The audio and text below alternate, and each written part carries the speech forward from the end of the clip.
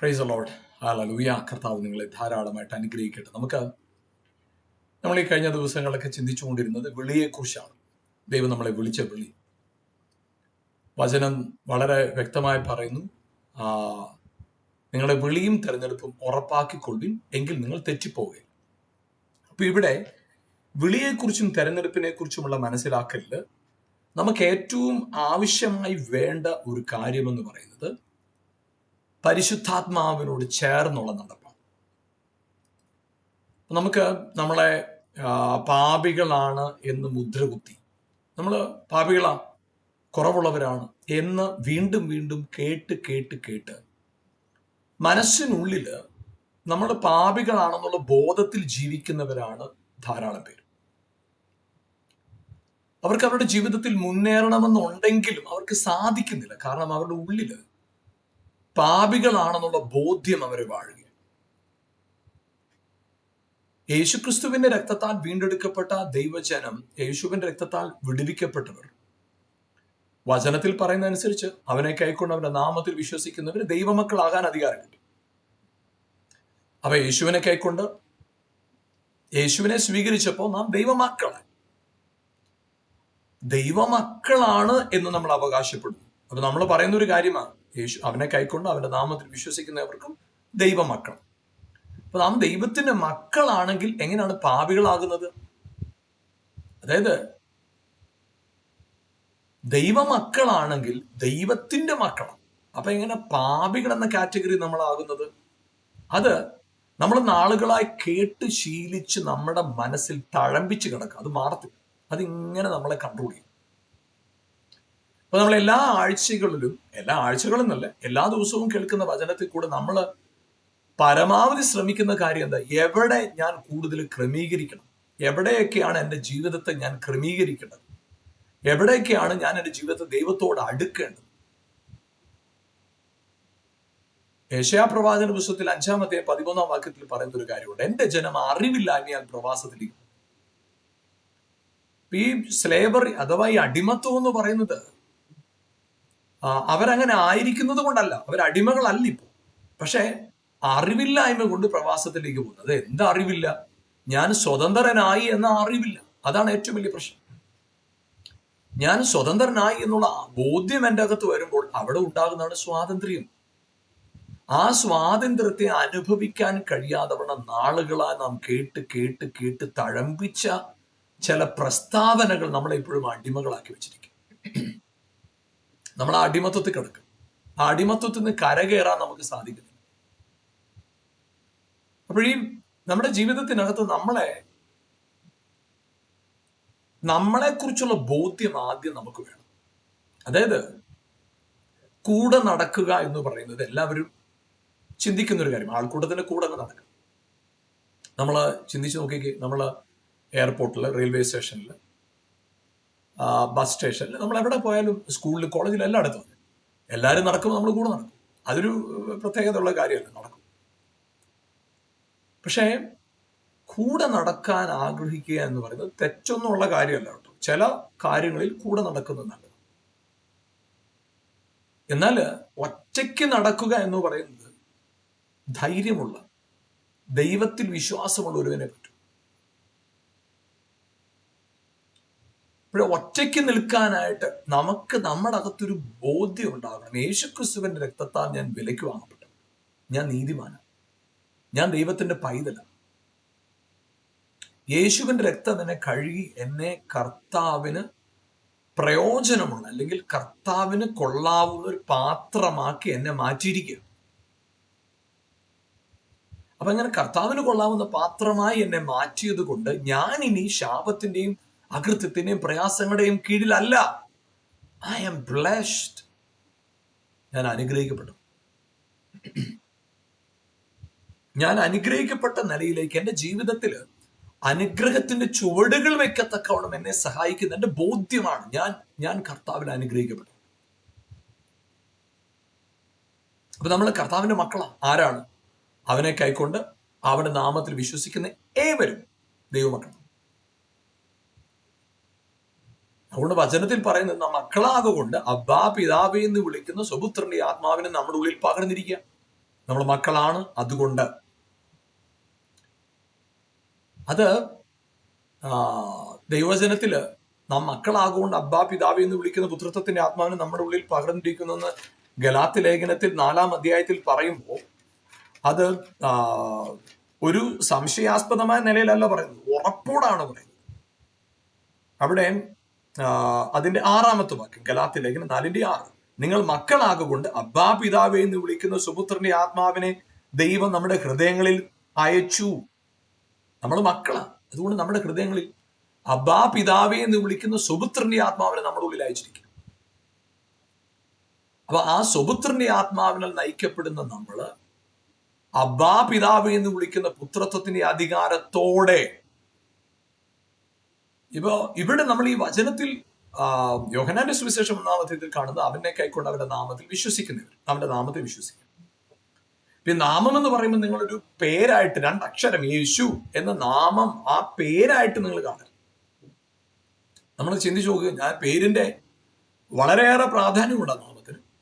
എന്നാൽ നിങ്ങൾ ചിന്തിച്ചു നോക്കുക, നമ്മളൊരാളെ അഭിസംബോധന ചെയ്യുമ്പോൾ, എന്റെ ജ്യേഷ്ഠനെ ഞാൻ ചേട്ടാ എന്ന് ഞാൻ വിളിക്കുമ്പോൾ, ആ പദവി, ആ പേരല്ല അവിടെ പ്രാധാന്യം, ആ ഒരു നാമം, ഉച്ചാരണമല്ല പ്രാധാന്യം. അദ്ദേഹം എന്റെ ജ്യേഷ്ഠനാണെന്നും ഞാൻ അദ്ദേഹത്തിന്റെ അനുജനാണെന്നും ഞങ്ങൾ ഒരു മാതാവിന്റെയും പിതാവിന്റെയും മകനാണെന്നും മക്കളാണെന്നും ഉള്ള ഒരു ബോധ്യത്തോടെ, റിലേഷൻഷിപ്പോടാണ് ഞാൻ വിളിക്കുന്നത്. നമ്മുടെ പിതാക്കന്മാരെ അപ്പാന്നോ ഡാഡിന്നോ അപ്പച്ചാന്നോ പപ്പാന്നോ ഒക്കെ നമ്മൾ വിളിക്കുമ്പോൾ, പപ്പ എന്ന് പറയുന്ന ആ 2 അക്ഷരത്തിനല്ല അവിടെ പ്രസക്തി. ആ 2 അക്ഷരം ഉപയോഗിച്ച് ഞാൻ എൻ്റെ പിതാവിനെ പപ്പ എന്ന് അഭിസംബോധന ചെയ്യുന്ന ഒരു ബന്ധം എനിക്കുള്ളത് കൊണ്ടാണ് എനിക്ക് അങ്ങനെ വിളിക്കാൻ സാധിക്കുന്നത്. അതുപോലെ അമ്മ എന്ന് വിളിക്കും. അമ്മ, ആ 2 അക്ഷരങ്ങൾ, ആ 2 അക്ഷരത്തിൽ ഒതുങ്ങുന്ന ഒരു സ്ഥാനമല്ലത്. അതിനതീതമായ ഒന്ന് അതിലുണ്ട്. എന്താണ്? ബന്ധം. അതേ പ്രിയപ്പെട്ടവരെ, യേശുവിനെ കർത്താവ് എന്ന് വിളിക്കുന്ന ആ വാഗൊണ്ട് പറയുന്നതിനല്ല പ്രസക്തി. അപ്പൊ അങ്ങനെ വാഗൊണ്ട് പറയുന്ന നമ്മള് വെറുതെ ഉച്ചരിക്കുന്നതിനാണ് പ്രസക്തി എങ്കിൽ ഇപ്പോഴും നമ്മൾ പഴയ നിയമത്തിൽ കിടക്കല്ലേ. ആരെങ്കിലും ഇങ്ങനെ പെട്ടെന്ന് യേശുവെ എന്ന് വിളിച്ചാൽ ഉടനെ അവര് ദൈവമക്കളായി എന്നാണ് നിങ്ങൾ മനസ്സിലാക്കി വെച്ചിരിക്കുന്നെങ്കിൽ, ആ ഉച്ചാരണത്തില് എന്തോ കാര്യം നടന്നു എന്ന് നിങ്ങൾ വിശ്വസിക്കുന്നെങ്കിൽ ഇപ്പോഴും നമ്മൾ പഴയ നിയമത്തിൽ കിടക്കില്ല. ജഡത്തിന്റെ പ്രവർത്തിക്ക് ഇപ്പൊ പ്രാധാന്യം ഇല്ലല്ലോ. അങ്ങനെയാണെങ്കിൽ വാ കൊണ്ട് ഉച്ചരിക്കുന്ന യേശു എന്ന് പറയുന്ന പദം കൊണ്ടാണോ പ്രാധാന്യം? ഒരുവൻ, ഞാൻ ആദ്യം സൂചിപ്പിച്ച പോലെ, പപ്പ എന്ന് നമ്മുടെ പിതാവിനെ പപ്പ എന്ന് നമ്മൾ വിളിക്കുമ്പോൾ, ഡാഡി എന്ന് നമ്മൾ വിളിക്കുമ്പോൾ, ആ പദത്തോട് ചേർന്ന് ഒരു ബന്ധവും കൂടെ ചേർന്നിട്ടാണ് നമ്മൾ അങ്ങനെ വിളിക്കുന്നത്. അതുപോലെ തന്നെയാണ് യേശുവിനെ കർത്താവ് എന്ന് നമ്മൾ വിളിക്കും. യേശുവിനെ കർത്താവ് എന്ന് വിളിക്കുമ്പോൾ ഹൃദയത്തിൽ യേശുവാണ് എൻ്റെ കർത്താവ് എന്ന ബോധ്യത്തോടുകൂടെ അവനെ കർത്താവ് എന്ന് വിളിക്കുമ്പോഴാണ് ആ വിളി എൻ്റെ ജീവിതത്തിനകത്ത് അർത്ഥവത്തായി തീരുകയും എന്നെ കർത്താവിൻ്റെതാക്കി മാറ്റുന്നത്. യേശുവിൻ്റെ കർത്താവായി മാറുന്നത് അവിടെയാണ്. ആ ഒരു സ്ഥാനം തിരിച്ചറിഞ്ഞുള്ള എൻ്റെ പ്രവൃത്തിയാണ്, ആ അഭിസംബോധനയാണ് എൻ്റെ ജീവിതത്തെ മാറ്റുന്നത്. അതുകൊണ്ട് പ്രിയപ്പെട്ടവർ, നാം മക്കളാകിയാൽ അബ്ബാ പിതാവേ എന്ന് വിളിക്കുന്ന സുപുത്രന്റെ ആത്മാവിനെ നമ്മുടെ ഉള്ളിൽ പകർന്നിരിക്കുക. നമ്മൾ പ്രാപിച്ചിരിക്കുന്നത് ആ പുത്രത്വത്തിന്റെ ആത്മാവ്, നമ്മുടെ ഉള്ളിൽ വസിക്കുന്ന പുത്രത്വത്തിന്റെ ആത്മാവ്. ആ പുത്രത്വത്തിന്റെ ആത്മാവ് നമ്മിൽ വസിക്കുന്നത് കൊണ്ട്, നമ്മിൽ ആ പുത്രത്വത്തിന്റെ ആത്മാവ് വസിക്കുക. അതുകൊണ്ട് നിങ്ങൾ ഒരിക്കലും എന്ത് ചെയ്യരുത്, നിങ്ങളുടെ ജീവിതത്തിനകത്ത് നിങ്ങൾ ഇപ്പോഴും പാപികളാണ് എന്ന കാറ്റഗറിക്കകത്ത് കടന്ന് നിങ്ങൾ കുഴയരുത്. ദൈവമക്കളാണ്. അതായത് ചിന്തിച്ചു നോക്കുക, ഈ ലോകത്തിൽ ആരും സമ്പന്നരായിട്ട് ജനിക്കുന്നില്ല, ദരിദ്രരായിട്ട് ജനിക്കുന്നില്ല. എല്ലാവരും മനുഷ്യരായിട്ടാണ് ജനിക്കുന്നത്. പക്ഷെ ആ ജനിക്കുന്ന പശ്ചാത്തലമാണ് അവനെ സമ്പന്നനാണോ ദരിദ്രനാണോ എന്ന് നിശ്ചയിക്കും, അല്ലേ? ചിന്തിച്ചു നോക്കുക, നമുക്ക് പല രാഷ്ട്രങ്ങളുണ്ട്, പല ഭാഷകളുണ്ട്. ഒരു വ്യക്തി ജനിക്കുമ്പം ഒരു ഭാഷ പ്രയോഗിക്കുന്ന ആളായിട്ടല്ല ജനിക്കുന്നത്. എല്ലാവരും ഒരേപോലത്തെ ഭാഷയെ സംസാരിച്ചുകൊണ്ട് ജനിക്കുന്നു. പക്ഷെ പിന്നത്തതിൽ അവർ വളർന്നു വരുന്ന പശ്ചാത്തലമാണ് അവരെ ആ ഭാഷയുടെ ആളായ, രാജ്യത്തിന്റെ ആളായ, സംസ്കാരത്തിന്റെ ആളായിട്ട് വളർത്തിക്കൊണ്ടിരുന്നത്. ചിന്തിച്ചു നോക്കുക, നമുക്ക് ഒരു സമ്പന്നന്റെ വീട്ടിൽ ഒരിക്കലും ആ വീട്ടിൽ ജനിക്കുന്ന സമ്പന്നന്റെ മകൻ ഒരിക്കലും ദരിദ്രനല്ല. കാരണം അദ്ദേഹം ഒരു സമ്പന്നനായ മാതാവിനും പിതാവിനും ജനിച്ചതുകൊണ്ട് ആ സമ്പന്നതയുടെ എല്ലാം അദ്ദേഹത്തിനുള്ളതുകൊണ്ട് അദ്ദേഹം സമ്പന്നനാണ്. അങ്ങനെയാണെങ്കിൽ ദൈവത്തിന്റെ മക്കൾ അങ്ങനെ പാപികൾ എന്ന ടൈറ്റിൽ വരുന്നത്? അപ്പൊ നമ്മുടെ അകത്ത് തിരിച്ചറിയണം, ഞാൻ ദൈവ പൈതല്. നമ്മൾ പാപികളാണെന്ന് തിരിച്ചറിയുന്നിടത്തോളം നമ്മൾ പാപം ചെയ്തുകൊണ്ട്, ദൈവമക്കളാണെന്ന് തിരിച്ചറിവ് നമ്മുടെ അകത്ത് വരുന്നിടത്തോളം നമ്മൾ പാപത്തിൽ നിന്ന് മാറി നിൽക്കും. ചെറിയ കാര്യങ്ങൾ പോലും നമ്മളെ സ്വാധീനിക്കും. വേണ്ട, അകത്തുനിന്നൊരു മുഴക്കം കേൾക്കും. ഇത് ന്യായപ്രമാണ കാലഘട്ടമല്ല, എഴുതി വെച്ച് വായിച്ചിട്ട് മാനസാന്തരപ്പെടാൻ. ഇതെന്റെ ഉള്ളിൽ ഇൻബിൽറ്റഡ് ഉൾനട്ട വചനമല്ല. ഇത് കേട്ടിട്ട് വിട്ട വചനമല്ല, ഉൾനട്ട വചനം. അപ്പൊ ഇവിടെ നാം മക്കളാകുകൊണ്ട് അബ്ബാപിതാബ് എന്ന് വിളിക്കുന്ന പുത്രത്വത്തിന്റെ ആത്മാവിനെ പകർന്നിരിക്കുക. അപ്പൊ നമ്മുടെ വിളിയെക്കുറിച്ചാണ് നമ്മൾ പറഞ്ഞു വരുന്നത് അല്ലെ. വിളിക്കപ്പെട്ടു. ആ വിളിയെക്കുറിച്ച് 2 പത്രോസ് 1:10 പറഞ്ഞു, നിങ്ങളുടെ വിളിയും തിരഞ്ഞെടുപ്പും ഉറപ്പാക്കണം. അത് 2 പത്രോസ് 1:10 പറയുമ്പോൾ റോമാലേഖനം 8:30 ഇങ്ങനെ പറയുന്നത്, അവൻ മുന്നറിഞ്ഞവരെ വിളിച്ചവരെ നീതീകരിച്ചു. നമ്മൾ കഴിഞ്ഞ എപ്പിസോഡുകളിൽ ഈ 3 കാര്യമാണ് ചിന്തിച്ചത്. മുന്നറിവ്, വിളി, നീതീകരണം. ഈ 3 കാര്യമാണ് നമ്മൾ കഴിഞ്ഞ എപ്പിസോഡുകളിൽ ചിന്തിച്ചത്. എന്നാൽ ഇവിടെ തേജസ്കരിക്കപ്പെടുക എന്നതിനെ കുറിച്ചാണ് ചിന്തിക്കുന്നത്. തേജസ്കരിക്കപ്പെടുക. എന്താണ് ഈ തേജസ്കരിക്കപ്പെടുക എന്ന് പറയുന്നത്? നമുക്കറിയാം, നീതീകരണത്തെക്കുറിച്ച് നമ്മൾ കഴിഞ്ഞ എപ്പിസോഡിൽ ചിന്തിച്ചല്ലോ. അതായത് പാപം ചെയ്യാത്ത ഒരു വ്യക്തിയെ പോലെയാണ് നമ്മളെ പരിഗണിക്കുന്നത്. അങ്ങനെ ആയിട്ട് മാറി. അതാണ് നീതി.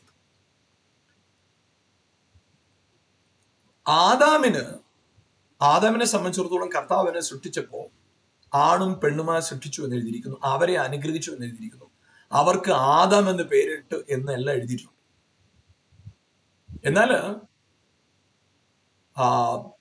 8-ാം സങ്കീർത്തനത്തിന്റെ 5-ാം വാക്യത്തിൽ ഇങ്ങനെയാണ് എഴുതിയിരിക്കുന്നത്, തേജസ്സും ബഹുമാനവും അവനെ അണിയിച്ചു, നിന്റെ കൈകളുടെ പ്രവൃത്തിക്ക് അവനെ അധിപതിയാക്കി.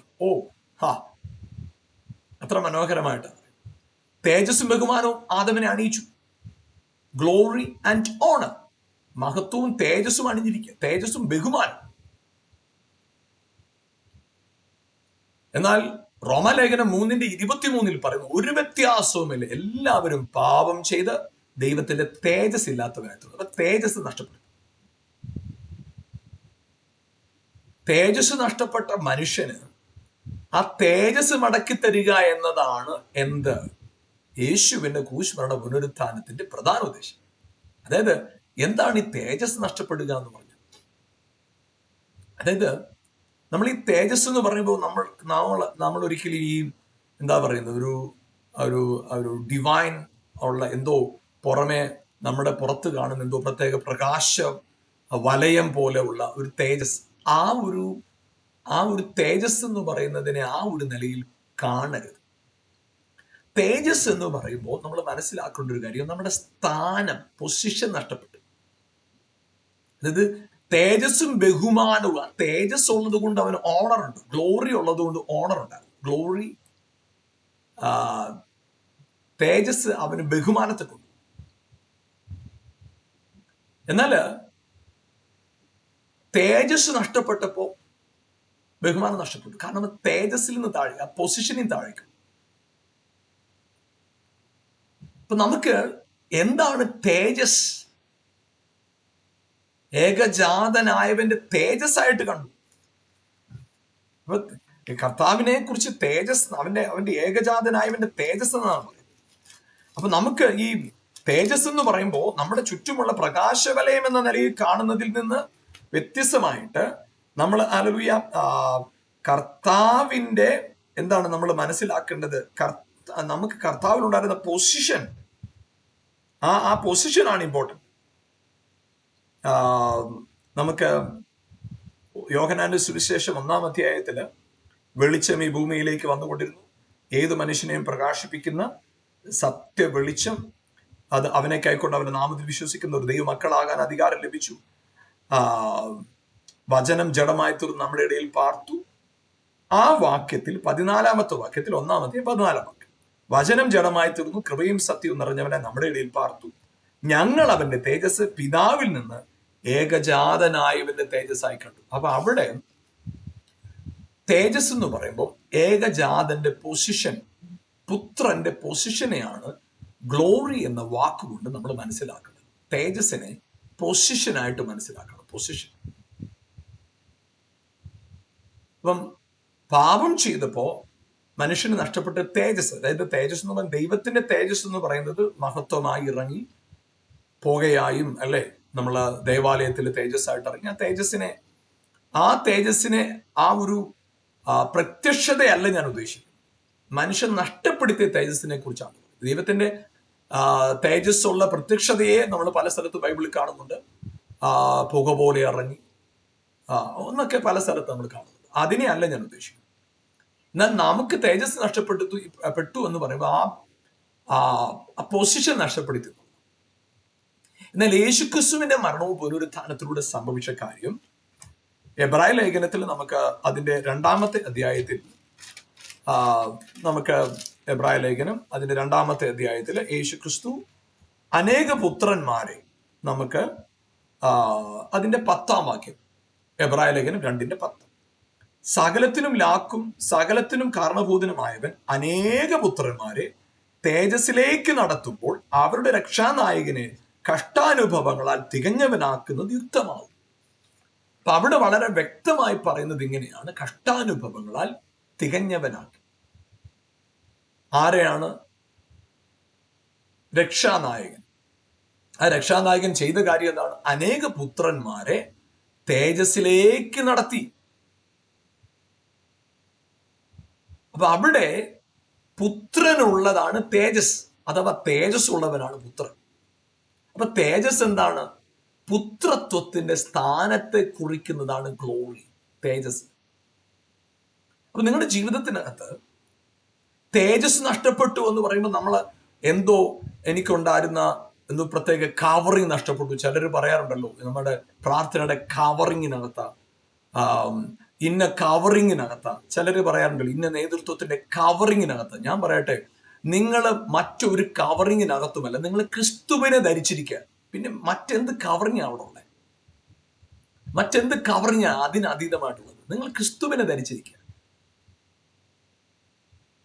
അത് വളരെ വ്യക്തമായിട്ട് ഗലാത്യ ലേഖനത്തിൽ പറയുമ്പോൾ 3-ാം അധ്യായത്തിന്റെ 27, ക്രിസ്തുവിനോട് ചേരുവാൻ സ്നാനമേറ്റിരിക്കുന്ന നിങ്ങൾ എല്ലാവരും ക്രിസ്തുവിനെ ധരിച്ചിരിക്കുന്നു.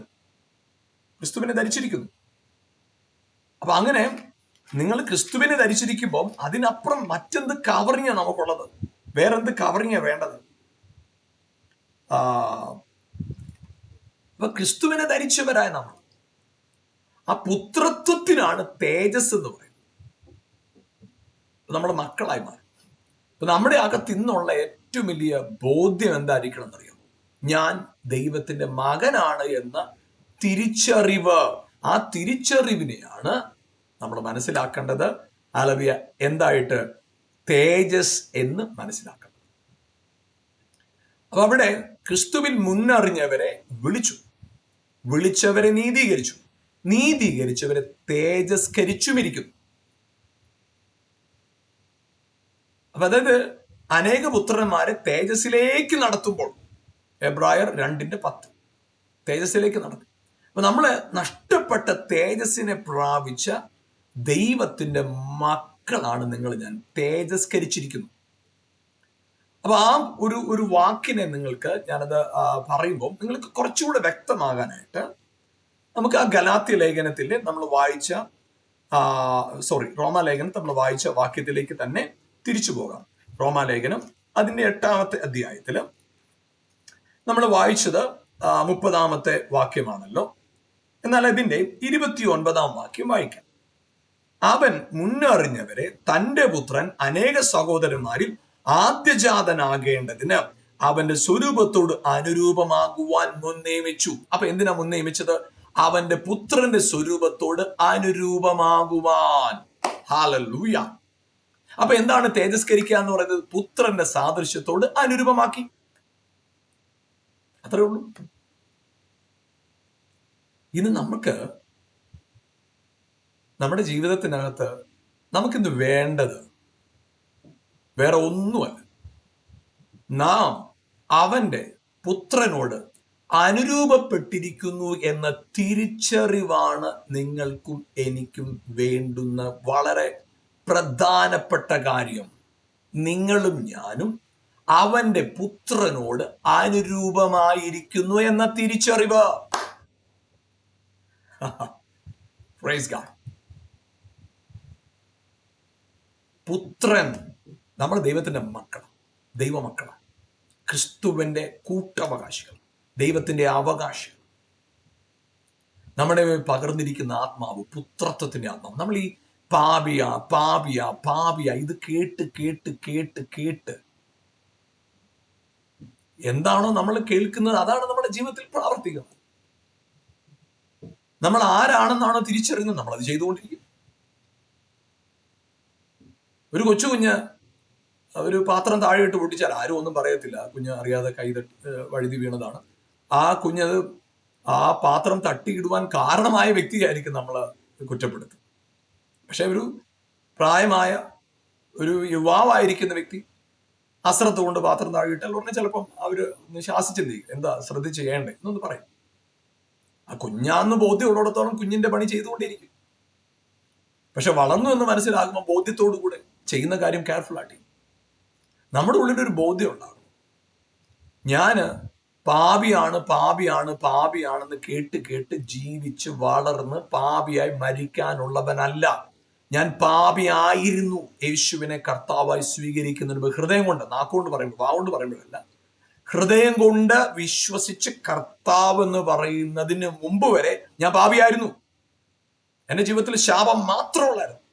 ഒരു വിധത്തിൽ മുന്നോട്ട് പോകാൻ ഒരു സാധ്യതയും എന്റെ മുമ്പിലായിരുന്നു. But now I am not a sinner, I am a child of God. ഒന്നുകിൽ പാപിയായിരിക്കണം, ഇല്ല ദൈവപുത്രനായിരിക്കണം. അനേകർ ഇത് രണ്ടിനും ഇടയ്ക്ക് ജീവിക്കുക. കാരണം അത് റിലീജിയസ് മൈൻഡ്. പാപിയാണ്, അതേസമയത്ത് ദൈവമക്കളും അല്ല. ദൈവമക്കളാണെന്നുള്ള ബോധ്യം നമ്മുടെ അകത്ത് വരും. അതിന് പ്രധാനമായിട്ട് നമുക്ക് വേണ്ട ഒരു കാര്യം എന്താ പറയുക, ദൈവം എൻ്റെ അകത്തുണ്ടെന്നുള്ള ബോധ്യം വേണം. ദൈവം എൻ്റെ അകത്ത് വസിക്കുക. നിങ്ങൾ ദൈവത്തിന്റെ മന്ദിരമെന്ന്, ദൈവത്തിന്റെ ആത്മാവ് നിങ്ങളിൽ വസിക്കുന്നു നിങ്ങൾ അറിയുന്നില്ലോ. അപ്പൊ അത് നമ്മുടെ പ്രശ്നം ഇത്രേ ഉള്ളൂ. ഇത് അറിയാതിരിക്കുന്നതാണ് നമ്മുടെ ഏറ്റവും വലിയ പ്രശ്നം. ഈ അറിയാത്തത് കൊണ്ടാണ് വീണ്ടും വീണ്ടും വീണ്ടും വീണ്ടും പാപം ചെയ്തുകൊണ്ട് ജീവിക്കുന്നത്. അതിന് പുറത്തു വരാൻ പറ്റുന്നില്ല. അപ്പൊ നമ്മുടെ അകത്ത് നമ്മളിങ്ങനെ എല്ലാ ദിവസവും ഇങ്ങനെ ശുദ്ധീകരിച്ച് ശുദ്ധീകരിച്ച് ശുദ്ധീകരിച്ച് ഇങ്ങനെ നമ്മൾ ശുദ്ധീകരണത്തിന് തികവാണ് മരണവും നാം മനസ്സിലാക്കി വെച്ചിരിക്കുന്നത്. അതുകൊണ്ടാണ് മഹത്വത്തിലേക്ക് പ്രവേശിച്ചു എന്ന് പറയുന്നത് മരണത്തെക്കുറിച്ച് അല്ല പ്രിയപ്പെട്ടവരെ. യേശുവിനെ വിശ്വസിച്ച ഒരു വ്യക്തി മരണത്തിലേക്ക് അവൻ അപ്പോൾ തന്നെ മരിച്ചു കഴിഞ്ഞു. ആ മരിച്ച തേജസ് പ്രാപിച്ചവനാണ് അവൻ. യേശുവിനെ കർത്താവിനെ സ്വീകരിച്ച ഒരു വ്യക്തിയിൽ അവൻ്റെ ഉള്ളിൽ നിത്യജീവൻ ഉണ്ട്, അവനിൽ തേജസ് ഉണ്ട്, അവൻ വീണ്ടെടുക്കപ്പെട്ടവനാണ്, വിലയ്ക്ക് വാങ്ങപ്പെട്ട അവനെ ദൈവമകനാണ്.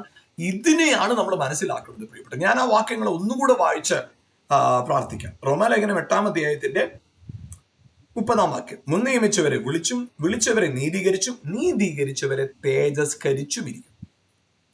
മനസ്സിലായല്ലോ? ഒന്നാമത് മുൻ നിയമിച്ചു, വിളിച്ചു, പിന്നീട് നീതീകരിച്ചു, തേജസ്കരിച്ചു. 4 കാര്യങ്ങൾ. യെസ്, മുൻ നിയമിച്ചു, വിളിച്ചു, നീതീകരിച്ചു, തേജസ്കരിച്ചു. 4 കാര്യങ്ങൾ.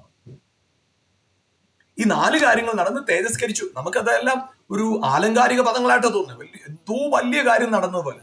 സിമ്പിളാ പ്രിയപ്പെട്ടവർ.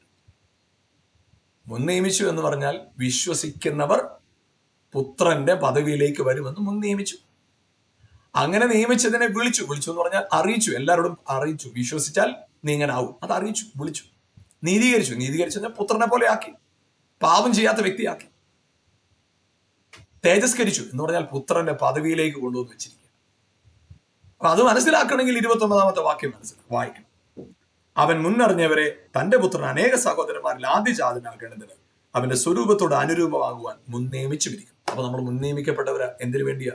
അവന്റെ പുത്രന്റെ സാദൃശ്യത്തോട് അനുരൂപമാകാനായിട്ട്. അതുകൊണ്ട് പ്രിയപ്പെട്ടവരെ, നിങ്ങളുടെ ഉള്ളിൽ തേജസ്കരണം എന്താണെന്ന് മനസ്സിലായി എന്ന് ഞാൻ വിശ്വസിക്കുന്നു. മക്കളെന്ന ബോധ്യത്തോടു കൂടി ഒരിടത്തും നിങ്ങൾ തലകുനിക്കാതെ ധൈര്യത്തോടെ, ഞാൻ പാപി എന്ന ടൈറ്റിൽ ജീവിക്കുന്നവനല്ല, ഞാൻ ദൈവത്തിന്റെ മകനാണെന്നുള്ള ബോധ്യത്തോടെ കാര്യങ്ങളെ ഒന്ന് കൈകാര്യം ചെയ്യുന്ന നോക്കി അവസ്ഥകൾ മാറിയിരിക്കും. യേശുവിന്റെ ധൈര്യം അതല്ല. യേശു എപ്പോഴും പ്രഖ്യാപിക്കുന്ന ഒരു കാര്യം, ഞാനും പിതാവ്. Yes, that boldness, that understanding will change your life, change your destiny. നമുക്ക് ഒരുമിച്ച് പ്രാർത്ഥിക്കാം. ഞങ്ങളുടെ നല്ല കർത്താവേ, എന്നെ കണ്ടുകൊണ്ടിരിക്കുന്ന പ്രിയപ്പെട്ടവർക്കായി സ്തോത്രം ചെയ്യുന്നു. ഉള്ളിൽ നാളുകളായി കുറ്റബോധം കൊണ്ട് പാപിയാണ്, അഴുക്കിലാണ്, അശുദ്ധനാണ്, കൊള്ളരുതാത്തവനാണെന്ന് കേട്ടും ചിന്തിച്ചും അറിഞ്ഞും വളർന്ന് ജീവിതത്തിൽ കുറ്റബോധത്തിൽ കിടക്കുന്ന പ്രിയപ്പെട്ടവർക്കായി പ്രാർത്ഥിക്കുമ്പോൾ യേശുവിൻ്റെ നാമത്തിൽ ഇപ്പോൾ തന്നെ നാഥ, അങ്ങയുടെ ജീവനും അങ്ങയുടെ ശക്തിയും അങ്ങയുടെ അഭിഷേകത്തിന്റെ സ്വാധീനവും അവരുടെ ജീവിതത്തെ മാറ്റിമറിക്കട്ടെ. വലിയ ദൈവപ്രവൃത്തി അവരുടെ ജീവിതത്തിൽ വെളിപ്പെട്ട് നിൽക്കുന്നതിനായി സ്തോത്രം. അനുഗ്രഹത്തിന് നിറവിൽ അവർ കുതിക്കട്ടെ. ജീവിതത്തിന്റെ മുഴുവൻ അവസ്ഥകളിലും മാറ്റം ഉണ്ടാകട്ടെ. ഒരു അനുഗ്രഹമാക്കി അവരെ തീർക്കുന്നതിനായി സ്തോത്രം. കർത്താവേ, ഒരു പാപികളാണ് എന്ന തിരിച്ചറിവിൽ നിന്ന് ഞാൻ വീണ്ടും ജനിച്ചവനാണ്, ക്രിസ്തുവിലാണെന്നുള്ള തികഞ്ഞ ബോധ്യത്തോടുകൂടി ചുവടുകൾ വെക്കാൻ പരിശുദ്ധാത്മാവെ സഹായിക്കണമെന്ന് പ്രാർത്ഥിക്കുന്നു. കൃപയാൽ അവരെ നിറയ്ക്കണേ. അങ്ങയുടെ സാന്നിധ്യം കൊണ്ട് അവരെ നിറയ്ക്കണേ കർത്താവ്. അങ്ങയുടെ ശക്തി കൊണ്ട് അവരെ നിറയ്ക്കണേ കർത്താവ്. അതേ നാഥ, മക്കളാണെന്നുള്ള ബോധ്യത്തിൽ സകല വെല്ലുവിളികളെ മറികടക്കുവാൻ, പിശാചിന്റെ സകല തന്ത്രങ്ങളെയും മറികടക്കുവാൻ അസാധാരണ കൃപ അങ്ങയുടെ ജനത്തിന് വിൽപ്പാകണമെന്ന് പ്രാർത്ഥിക്കുന്നു. കർത്താവ് അത്ഭുതം ചെയ്തു കഴിഞ്ഞതിനായി സ്തോത്രം. യേശുവിൻ നാമത്തിൽ പിതാവേ, ആമേൻ, ആമേൻ, ആമേൻ. ഹല്ലേലൂയ, പ്രൈസ് ഗോഡ്. പ്രിയപ്പെട്ടവരെ, വചനം പറയുന്നത് ദൈവത്തിൽ നിന്ന് ജനിച്ചവൻ പാപം ചെയ്യുന്നില്ല. അങ്ങനെ തന്നെ വചനം പറയുന്നത്. ദൈവത്തിന് ജനിച്ചവൻ ആരും ഒരു നാളും പാപം ചെയ്യുന്നില്ല. അത് അങ്ങനെ തന്നെ വചനത്തിൽ പറയുന്നു. അപ്പൊ നമ്മൾ ദൈവത്തിന് ജനിച്ചു വരാം. നമ്മുടെ ജീവിതത്തിനകത്ത് ആ കർത്താവ് ദൈവ മക്കളെന്ന ബോധ്യത്തോടുകൂടെ നിങ്ങൾ നിൽക്കുമ്പോൾ, അതെ, ഹല്ലേലൂയ, ആമേൻ, വളരെ ബോധ്യത്തോടുകൂടെ, ആമേൻ, ഹല്ലേലൂയ, നമ്മുടെ ജീവിതത്തിൽ ഓരോ നാളും മുന്നോട്ട് പോകാനായിട്ട് പരിശുദ്ധാത്മാവ് നിങ്ങളെ, ഹല്ലേലൂയ, ആമേൻ, സഹായിക്കുമാറാകട്ടെ.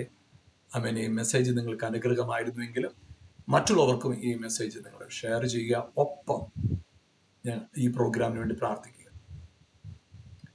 നിങ്ങളുടെ പ്രാർത്ഥനാ വിഷയങ്ങളും സാക്ഷ്യങ്ങളും ഞങ്ങളുമായി ഈ കാണുന്ന നമ്പറിൽ പങ്കുവയ്ക്കുക. ഒരുമിച്ച് കർത്താവിനെ സ്തോത്രം ചെയ്യാം.